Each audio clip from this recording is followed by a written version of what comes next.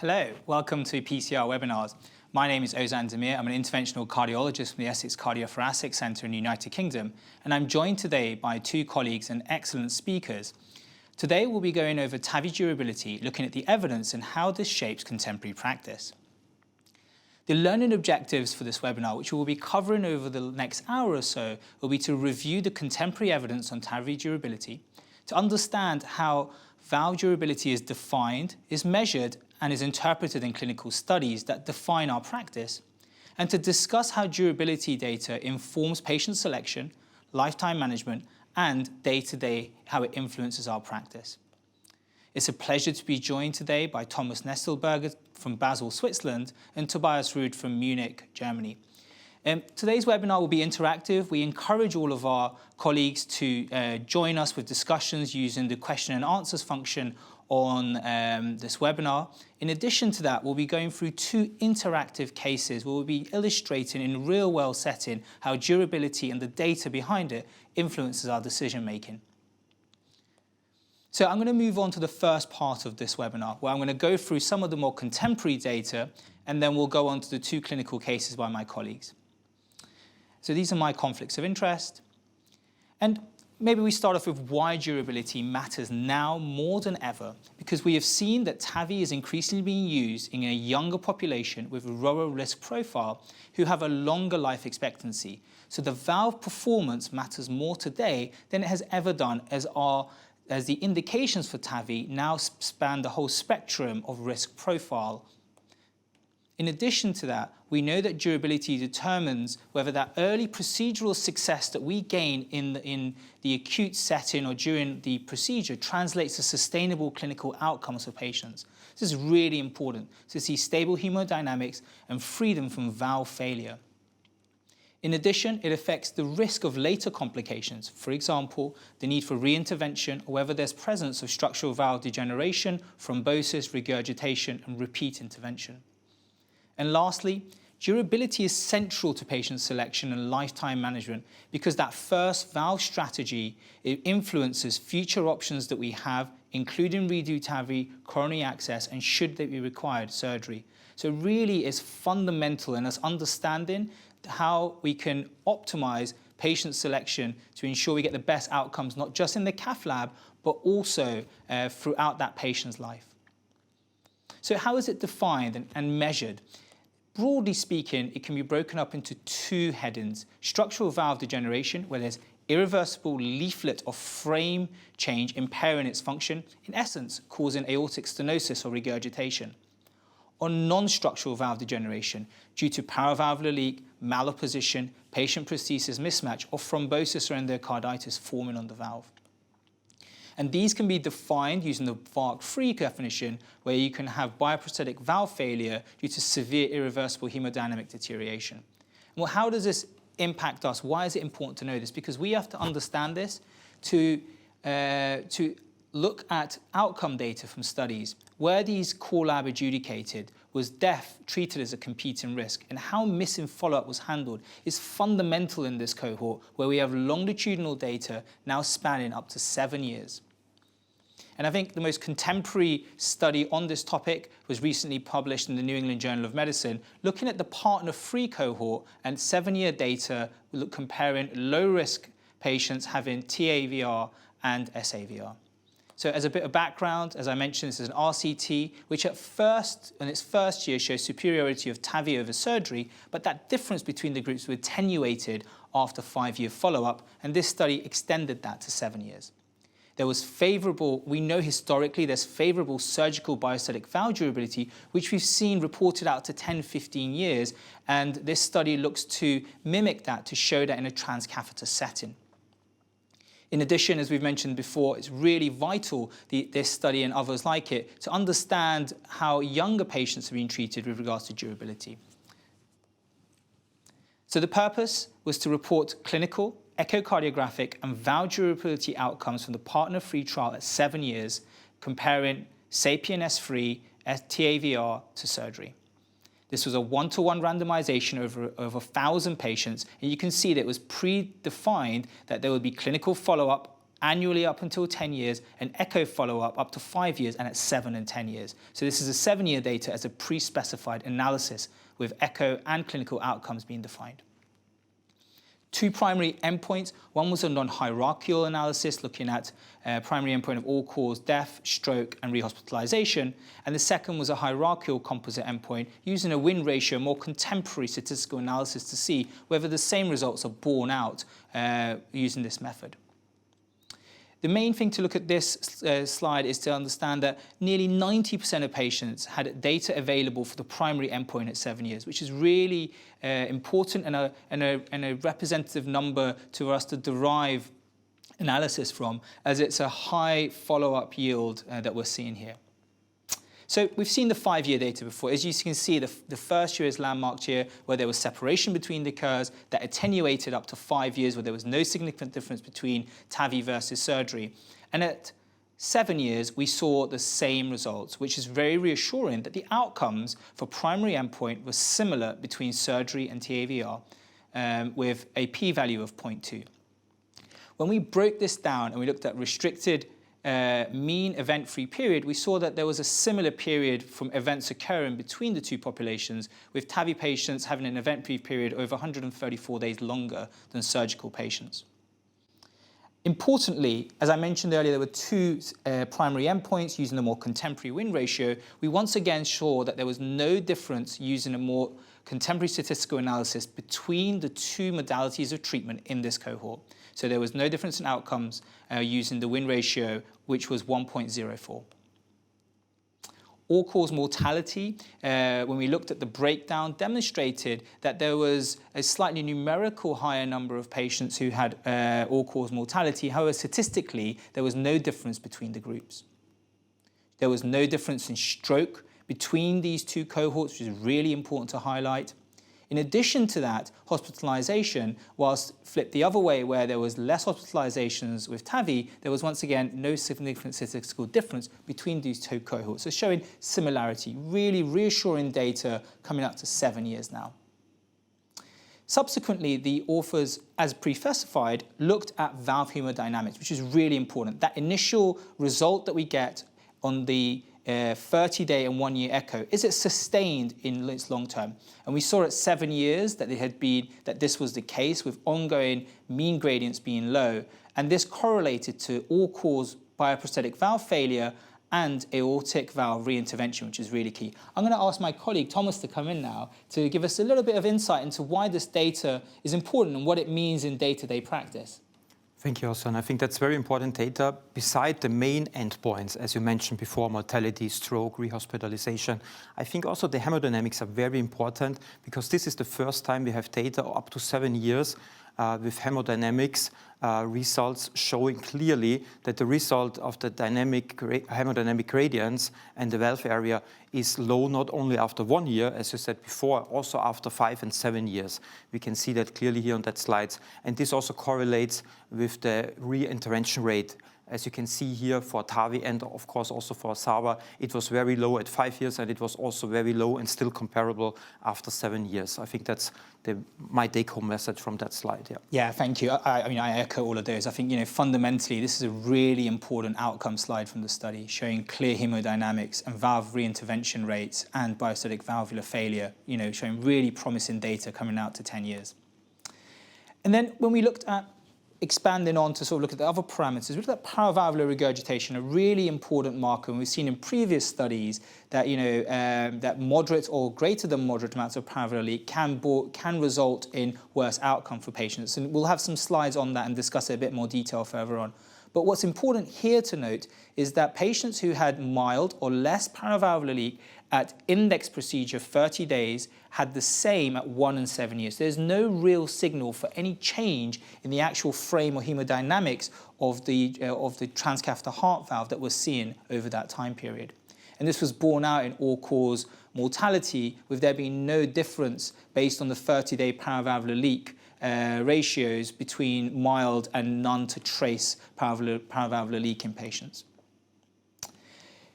From a patient perspective, in addition to all of this symptomology, we're now seeing that at 7 years, we have sustained improvement in quality of life and reduction in symptoms that is maintained using this study.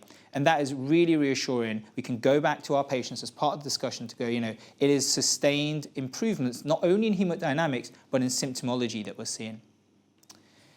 The next study which came out, which I think is really important for us to look into, is the 6-year data from the low-risk Evolute study, which looked at patients having the Evolute valve versus surgery in a low-risk setting. This was over just over 1,400 patients, randomized 1-to-1, and this was a 6-year mortality analysis with a 7-year reintervention analysis that was performed.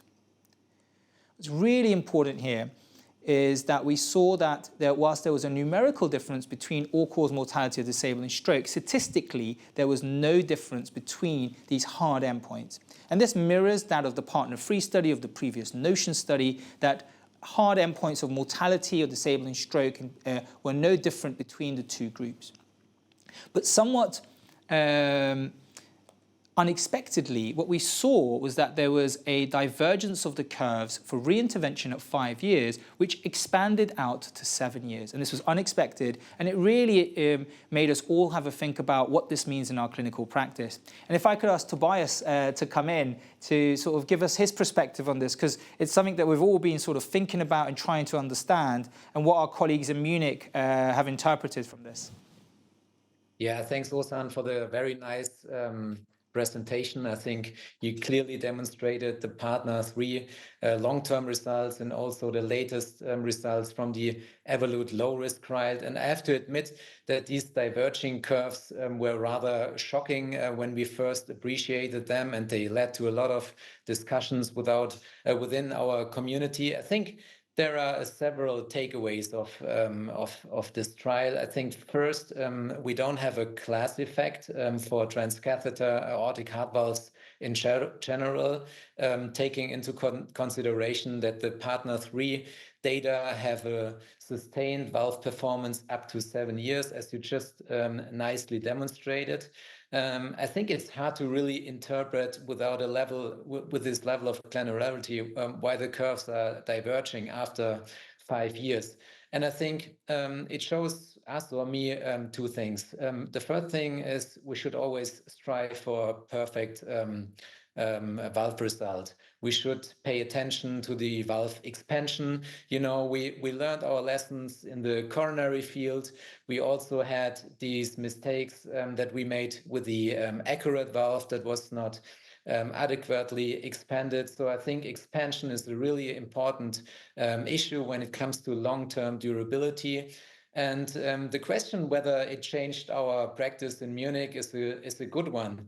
I think it's a bit too early to give a definite answer, but what it definitely did is that we are a little bit more conservative with our post-dilatation pressure. This is also recommended by the company, and this is the case for native aortic stenosis, but also for TAV in SAF settings, where we really tried to crack some of the degenerated bioprosthetic valves. So being a little bit more conservative is probably the key for long-term durability. Yeah, thank you, Tobias. I mean, I echo all of that. I think there's a happy balance which we have to try and understand between getting perfect expansion and not over-expanding these valves. And certainly this data gives us some thought or some thinking to do regarding self-expanding platforms and how we really optimize them to ensure that we get the best possible outcomes for our patients. But overall, I think this data, combined with Notion, combined with the partner 3, is very reassuring for durability, in particular when we look at mortality. And if I can come to some take-home messages, I think durability must be interpreted carefully. We must use standardized definitions and not just reintervention rates alone. And I think having core lab adjudicated echo data in addition to reintervention rates is fundamental. We need that granularity in these studies to be able to derive meaningful outcomes and compare the studies head on head. Contemporary TAVI durability data is reassuring, as we've mentioned. There's good mid to long-term valve performance that's been demonstrated, and there are more studies in this space coming.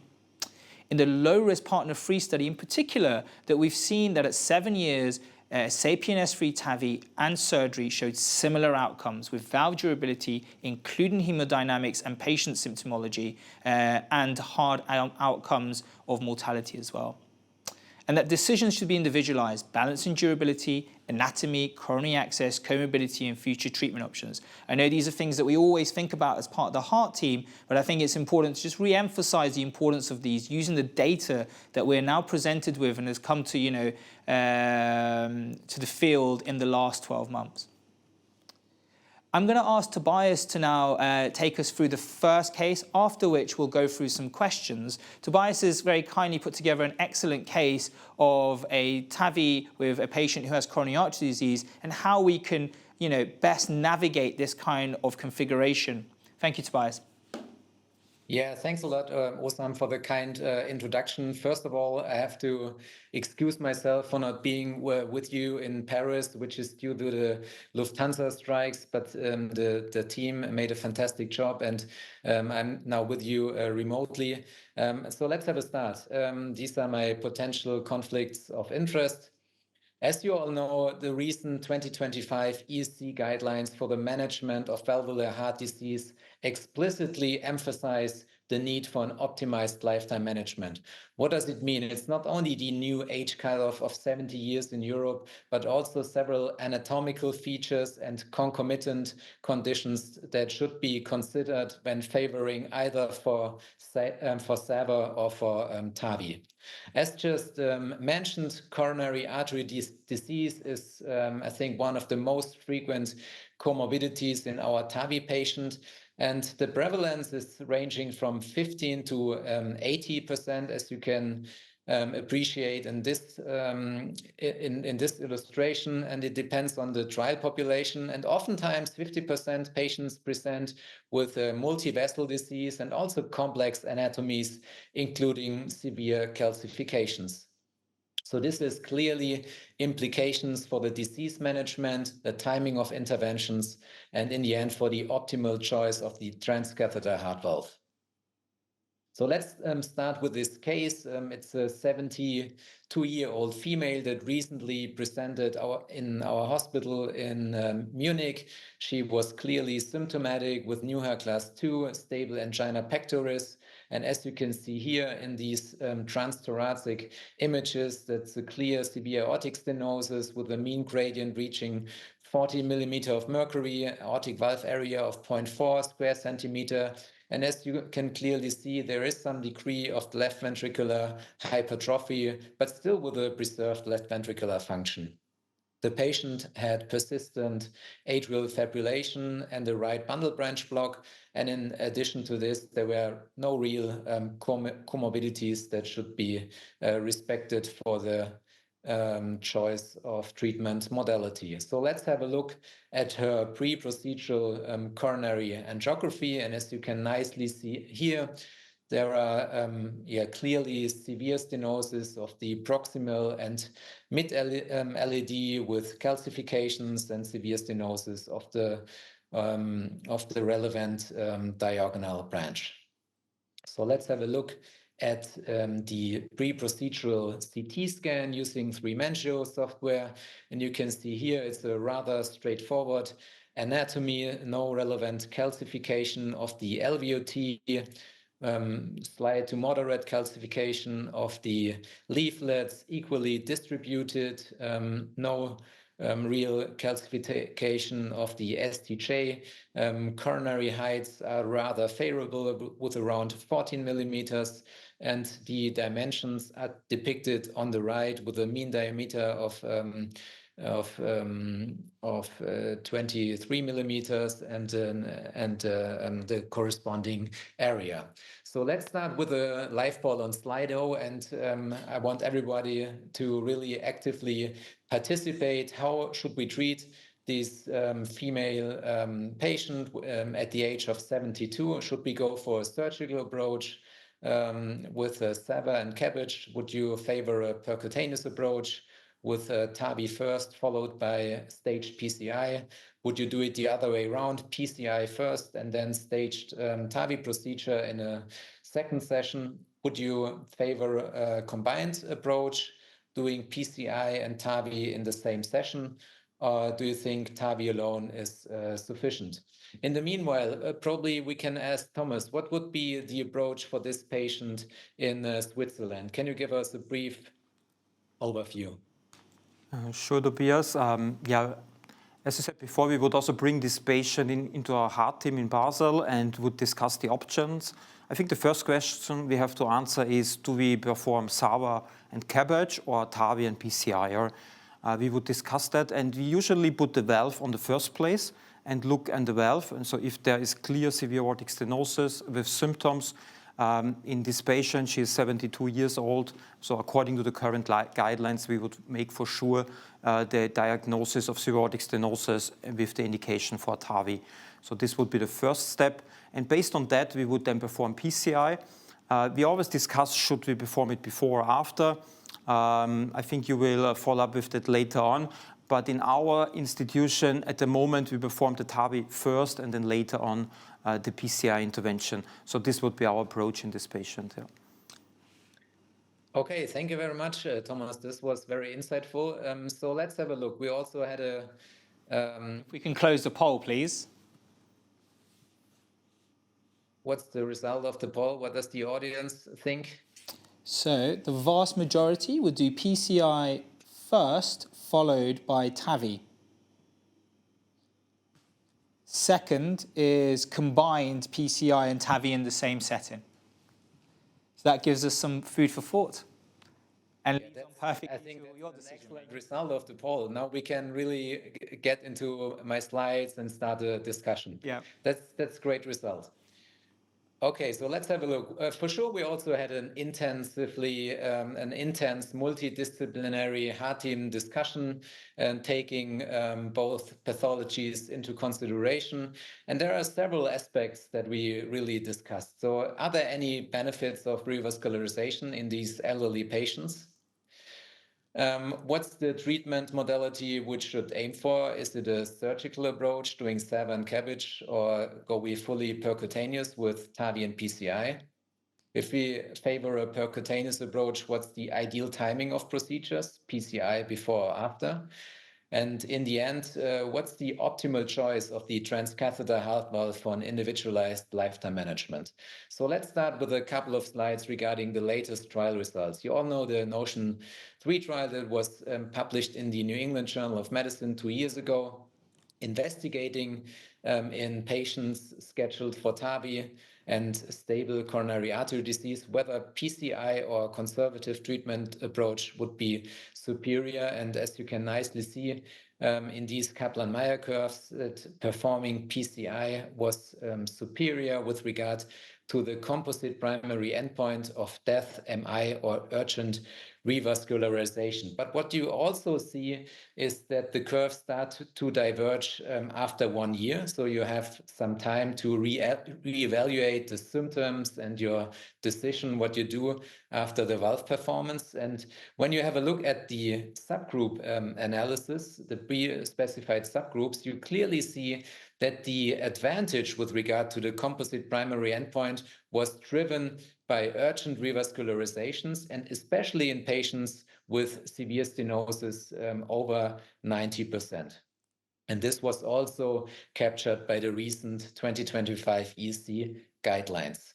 Just recently at the ACC Congress, the PRO-TAVI trial was presented, and this was a randomized trial investigating the role of PCI in patients with stable coronary artery disease again. And the two options was to perform PCI before TAVI or deferring the PCI afterwards. And that with regard to a composite clinical endpoint, taking into consideration ischemic events, mortality, myocardial infarction, stroke, but also major bleeding events. So let's have a look at the trial results. And what you can clearly see in this Kaplan-Meier analysis is that deferring PCI after TAVI is non-inferior to the PCI group, and the event rates are comparable with around 25%. The ischemic event rates were just totally comparable, but there were higher bleeding events in the PCI group. So in the end, with regard to patients with stable coronary artery disease scheduled for TAVI, I think there remain many open questions, and this is why the complete TAVI trial is so interesting. It's really a giant trial that is led by the colleagues in Vancouver. The aim is to enroll a total of 4,000 patients randomized to either complete revascularization or medical therapy. And the primary outcome is a composite endpoint again, including ischemic and bleeding events over a median follow-up of 3.5 years. So this will, I think, guide us in the future how to treat our patients with both pathologies. Regarding the treatment modality, the TCW trial that was presented 2 years ago at EuroPCR Congress and was published in the Lancet in 2024, investigated whether a percutaneous approach doing TAVI and PCI or a surgical approach is superior in these elderly patients. And despite several limitations, this trial clearly demonstrated a lower event rate, around 4.4% in the percutaneous group, as compared to 23% in the fully surgical group. And so this is a clear win for TAVI and PCI in the TCW trial. So I think most of us would agree that we go for a fully percutaneous approach. So when should we perform the PCI now? And I think the poll is really interesting, and it depends a bit on local practices. But what do us the data tell? And currently we are still lacking randomized data. In summer at the ESC Congress, which will be in Munich, the TAVI PCI trial will be presented, a trial that randomized patients to either doing PCI before or after TAVI with the balloon expandable Edwards valve. And until now, we need to have a look at the observational registry data. And this was a study that we performed together with our colleagues in Italy. And a total of 1,600 patients were included in this large registry study, and patients were either undergoing PCI before, the vast majority, concomitant with TAVI, or after TAVI. And as you can clearly see in these crude event rates, but also in the Kaplan-Meier curves, is that performing PCI after TAVI in this selected group of patients from an observational study is a clear advantage, with significantly lower event rates as compared to performing PCI before or concomitant with. So in the end, we also discussed what's the optimal choice with regard to an individual lifetime management strategy in our patient. And without going too much into details, I think these illustrations by Giuseppe Tarantini and colleagues published in Eurointervention clearly and nicely demonstrate that there are advantages regarding the re-accessibility of the coronaries for intraannular low frame balloon expandable valves. And this is especially the case when this patient needs to undergo a redo procedure in the future, because the neoskirt and the coronary risk plane is just lower. And this was also a reason for us that we took into consideration. Rod Stewart already said the first cut is the deepest a couple of years ago, and I think this is also the case for an optimized individual lifetime management strategy. And what we first did, probably we can manage to play this video, is we did a simulation. We used the FEOPS software to do a simulation in this case, although it's not for clinical use so far, with balloon expandable valves. And also the video is not working now. I can tell you that you can select the implantation height. So you can pre-select 90-10, 80-20, 70-30, whatever you want to. And then you can clearly estimate the optimal implantation height with regards to both the risk of pacemaker implantations, but also the accessibility of the coronaries. And 80-20, what you can see here, was a good choice. And we also simulated a redo procedure with an S323 in an S323, and this also had no major issues. So what did we do in the end in Munich? We went for a TAVI first, based on the data I've just shown you, and we decided to implant the SAPIEN Ultra Resilia valve due to the younger age of this patient, 72 years old. So we wanted to really achieve an optimal result, optimal expansion with a long durability, and we have a lot of hope that the Resilia tissue helps us from an engineering standpoint. And then, because the patient still had angina, CCS class 2, and this high degree stenosis of the proximal and mid-LAD, we went for a staged PCI. Unfortunately, the videos don't really work.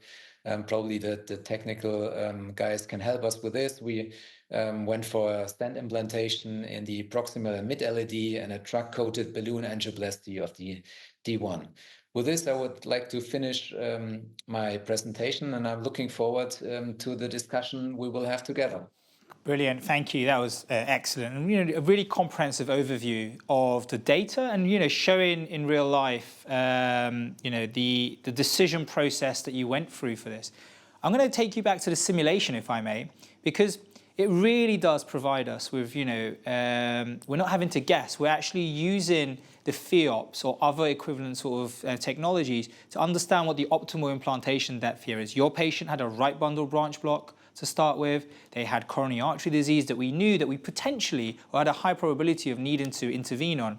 So do you think that there's a role of incorporating simulation in more as part of our usual workflow to try and optimize some of these? And I'm going to Thomas is going to show us some great slides later on that was published in JACC Intervention that really illustrate the need for getting that sort of depth perfect. So I'll come to you, Tobias. So that balancing the role of simulation, do you think that that's a direction in the future that we'll be going towards? Definitely, Ozan. I think a couple of years ago, it was clear that the valve lasts longer than most of our patients. Yeah. And now when we have this trend to treat younger and younger patients with longer life expectancy, I think what we really have to do is to think about the redo procedure when we implant a valve. And for sure, the positioning was higher and higher over the last years. I think we all started with something like 60-40 and now end up with, let's say, 85-15. But I think that's only half of the perfect story, because I think we really, for sure, we want to avoid pacemaker rates. And Thomas will allude this topic, so I don't want to go too much into details. But on the other hand, we really have to have accessibility to the coronaries, because this is a frequent comorbidity in our patients. And I think the simulation tools really help us in this regard and should be adopted. Yeah. Brilliant, thank you. I'm going to move on to a question from the audience, a two-part question actually. I'll come to you, Tobias, first, and then Thomas will ask you the second bit, if that's okay. So in a patient similar to this, we brought up coronary artery disease, if their predominant symptomology, is angina, would you still put the valve in first and then reassess? Does that change your decision-making if they've got, CCS-free angina? So that's a very good question, and I hope I can answer it correctly. I think if it's not an acute coronary syndrome, we're talking about stable angina where we have to decide what's best for the patient. I think the data we have so far are pretty clear that we can go and implant the valve before.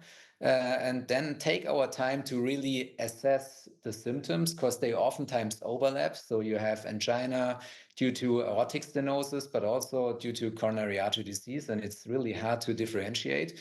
So I think we have our time within the first month, and that's nicely shown in the Notion 3 trial, where the curves diverge after 1 year, to reassess the patient and the situation, and then do the PCI if needed.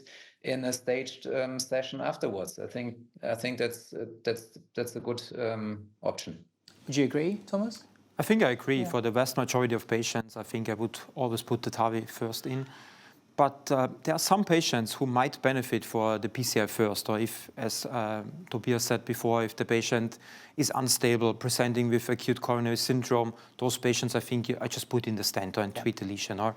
But you have to keep in mind, if this patient goes down, and you need an impeller, for example, and you have a severe aortic stenosis, then you might not be able to solve it immediately, because you have to cross the valve, you have to put in the pump, and this might be more challenging with an untreated severe aortic stenosis.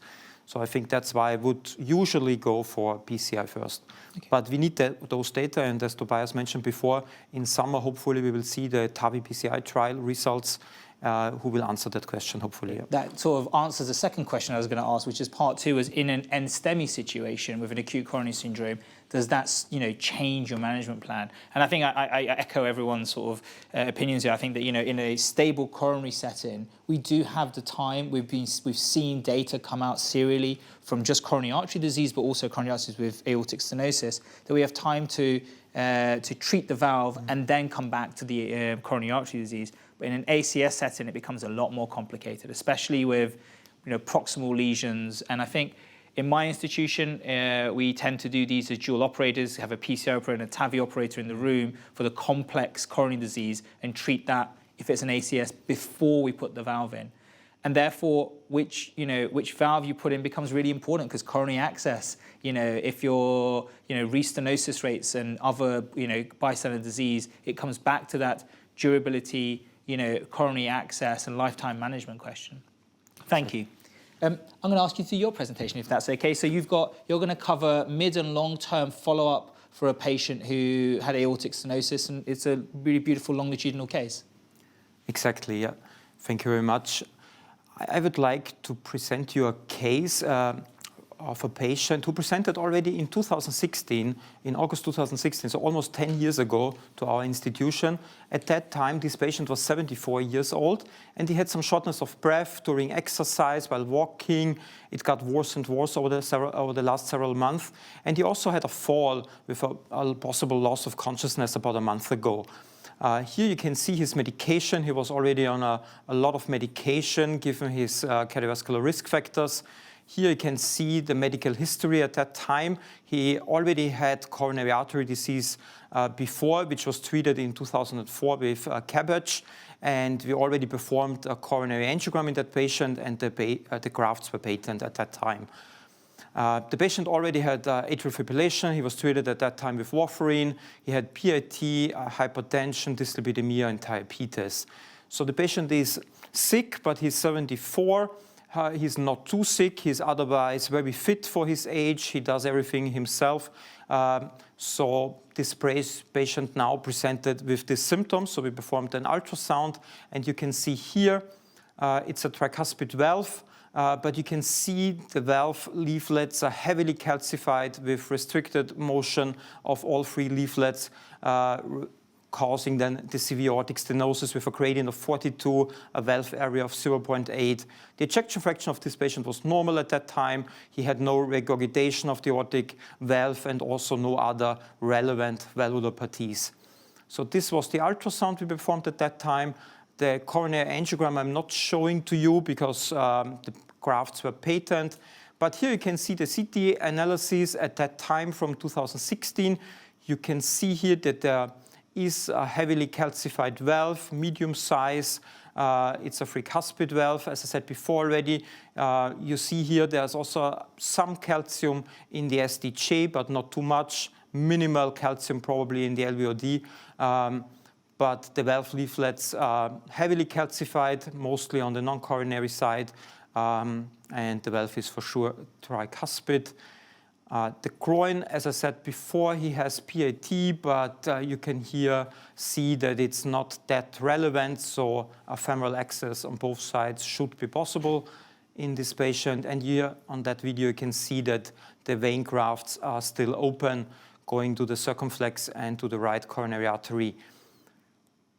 So based on that, we brought this patient again to our heart team and discussed the options. Keep in mind we are in 2016, so at that time the guidelines were different. Some of you might opt for SAVA procedure. This was also recommended in the vast majority of patients with severe aortic stenosis at that time. But in this patient, despite his young age, it would be a reoperation because he had this CABG operation many years before. So TAVI with a balloon expandable valve would also be an option. Of course, also with a self-expandable valve, we could opt for that. Or we could also say conservative therapy and just treat him with medication at that time. So at that point, I would also like to start a poll and would like to ask the audience again to give us their opinion about this patient. And keep in mind, it's 2016. How would you have treated that patient at that time? Also, how would you have done it in your institution at that time? Yeah, I mean, a great case. I mean, it's a 74-year-old, just to recap, who's had previous coronary artery bypass grafting that has a patent lemur, and we know there's several comorbidities. So when you look at that in its entirety, I think the default is TAVI here. So you would do a CT analysis, see if there's any features that make TAVI particularly hazardous. For example, have they got LVOT calcification? It's a bicuspid valve with a type 0 morphology, for example, which wasn't the case. It's a tricuspid valve. So then it comes down to which valve best is suitable. We know it's someone who's had coronary artery disease before, has got grafts. So ideally, a short frame valve would be the most likely outcome and typically what the heart team at my center would go for. And I think it probably is reminiscent of a lot of centers across Europe. And maybe we can go to the poll to see what our colleagues have thought. So the vast majority, clear winner this time, 86% says TAVI with a balloon expandable valve. Brilliant. Yeah, very interesting results. And that's actually also what we did in this patient. At that time, we decided to go for TAVI from transfemoral from the right side with predilation using a 23 non-compliant balloon and using then a Sapien 26 millimeter valve, post-dilation only if needed. This was the heart team decision. And here you can see the videos of the procedure. We performed the predilation with the 23 balloon. It was kind of straightforward case. No issues. Here you can see the valve. And on the right-hand side, you can see the position at the end. And here you can already see that the position is maybe on the higher side for some of you, but I would say in a very good position, which gives you a much lower likelihood for pacemaker implantation, but still you have coronary access option if needed in this patient at that time. The patient came back to our hospital every year for follow-up. Here you can see the 1-year follow-up. We did an ultrasound at that time too, and you can see here the ejection fraction is still okay. The valve is still in place. You see probably a trace PVL here at 2 o'clock, but no relevant trans or parallel regurgitation. The patient also improved clinically. He had no shortness of breath. He had no chest pain at that time. And he also improved during his daily life activities. So he was able now to walk upstairs again without any symptoms. The ECG still looked normal. There was a narrow QRS after the procedure, also after 1 year, and there was no EV block. So the patient did not need a pacemaker implantation at that time. The patient came back then every year, as I said before. Here, the follow-up after 4 years. Again, you see the valve in place. Again, this minimal regurgitation. The gradient, which was 6 after the procedure, now went up to 8, but still very, very low single-digit number. And the patient also clinically had no symptoms 4 years after the procedure. A year later, so 5 years after the procedure, the patient presented with chest pain to our emergency department. We found elevated troponin, elevated NT-proBNP. The ejection fraction went a little bit down. And you can see here that this vein graft going to the circumflex has a tight lesion, which was causing his symptoms. The other grafts were still patent, and the valve was still well functioning. We also performed an ultrasound at that time. It was still the same as before. And so we decided to treat this lesion. You can see that here on the left-hand side, the patient received a stent there with a good result. And on the left-hand side here, you can also see that we performed a shot of the left main, and you can see that it's easy to access the left main without any issues. And the valve itself is still in the perfect position, and there's no regurgitation. We can see also in this video. And why is that important that we have this easy access to the coronaries 5 years later? I know in that case we did not go for a CTO intervention of the left main, but if it would have been needed, it would have been easy to access the coronaries. And here we see that from recent data published in Czech interventions from our colleagues from Vancouver, they explanted 44 valves, and here you can see a couple of them, and they looked at the stent frames. And you can see clearly over time that there was some fibrotic tissue ingrowth within the stent frame. Not only where the leaflets are or where the cover of the stent is at the inflow of the valve, but also on the outflow side of the valve. Over time, it was more and more. And I think you can imagine that over time, when this patient comes back 5 years or 10 years, like in our patient, after the TAVI procedure, that it might get more and more challenging for coronary access in those patients. We know from several studies that coronary access is possible in balloon expandable valves in the vast majority of patients, and also in, I would also say, the vast majority of patients with a self-expandable valve, especially when you perform commissural alignment. But what you have to keep in mind that those studies were performed immediately after the TAVI procedure. So there was no fibrotic tissue ingrowth in the frame of the valve. So if you perform the same study again 5 or 10 years after TAVI, it would be a different story for coronary access. And also think about manipulation within the stent frame here with your guiding catheter. If this tissue embolizes, it might cause a stroke or coronary obstruction as well. So we should keep that in mind. And I think those are very important data which have been recently published in Czech interventions. Our patient came back last year in fall. Here you can see the 9-year follow-up, or almost 10 years at that time. And you can still see that the valve is well functioning. The gradient was now 9. There was no relevant regurgitation, despite this very trace regurgitation at 2 o'clock. The ejection fraction was still okay, and the patient still had good clinical outcome after 9 years. He was still doing well. He's now 84 years old, and he's doing fine for his age. So over 9 years, we have a very good result in our patient. I would like to highlight that slide again. Also, you mentioned it before, that how important it is to see this gradients in the patient stays stable over time, because this will impact also the re-intervention rate. And for the partner-free trial, we have those data in, as you said before, 1,000 patients, and you can see clearly the gradient after 1 year did not change from 1 year to 7 years. So it stayed comparable over time, and also the aortic valve area. So I think that's very important, and that's actually also what we had in our patient. You can see here the gradient and valve area over time, which stayed very stable in this patient.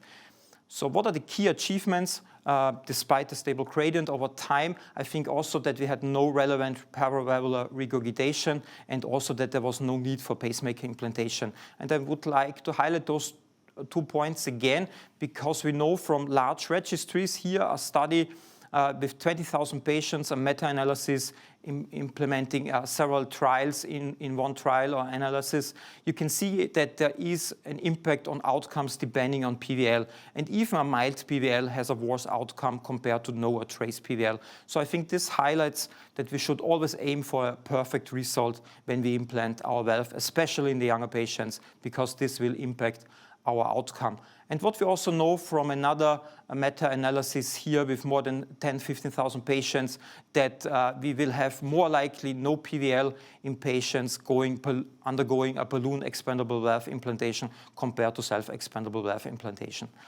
And the last point I would like to highlight is the impact of permanent pacemaker implantation after TAVI procedures. These are results last year published from the Swiss TAVI registry in Czech interventions.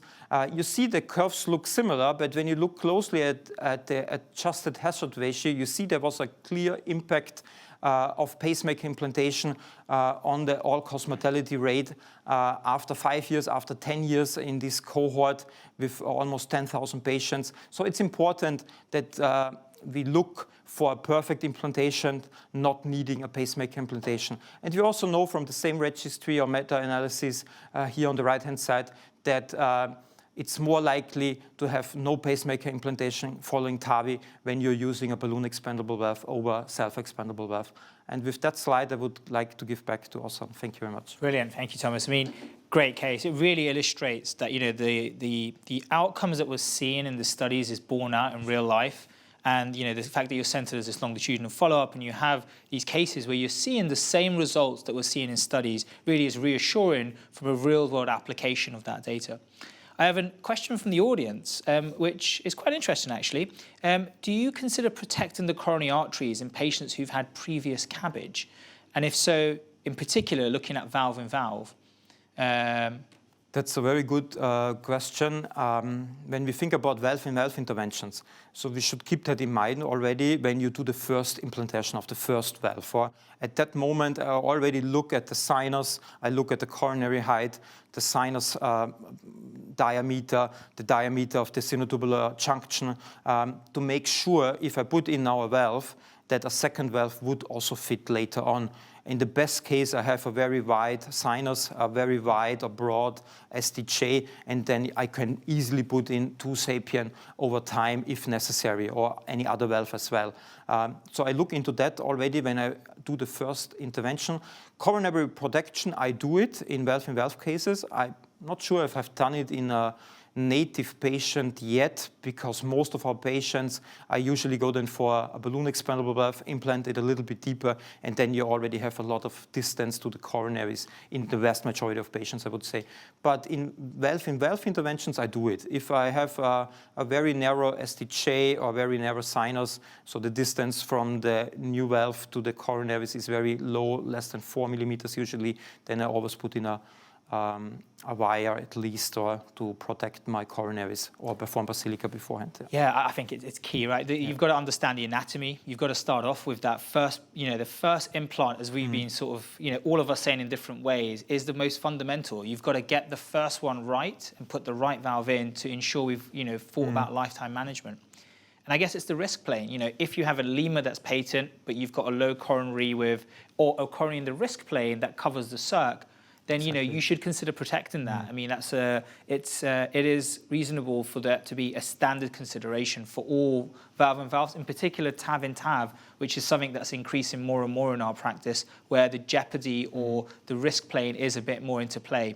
Tobias, if I can, another question from the audience was regarding pre and post dilatation and the role of that in lifetime management, and what your thoughts on it, in particular with self-expanding and balloon expandable. If you don't mind sort of talking us through what you typically... I think that's a very good question, very topical question. And I think in the end, there is no one size fits all, right? At our institution, there are several factors when we consider pre-dilatation, for example, very severe stenosis with high gradients, very calcified anatomies, very asymmetric calcification, bicuspid valve. So there are certain scenarios where we definitely pre-dial the valve, where we have an adequate preparation before we put in the valve. When it comes to post-dilatation, I think it depends. Do we have PVL that we have to get rid of? I think Thomas just nicely demonstrated that even mild PVL is not a benign phenomenon.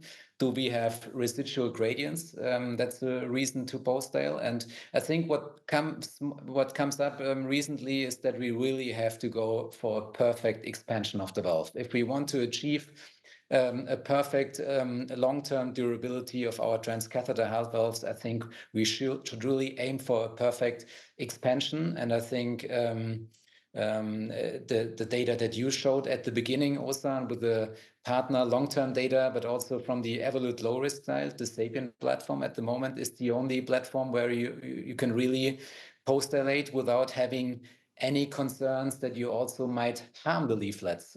I think we are not at the end with this discussion, and I think there are more and more studies coming up and more experience.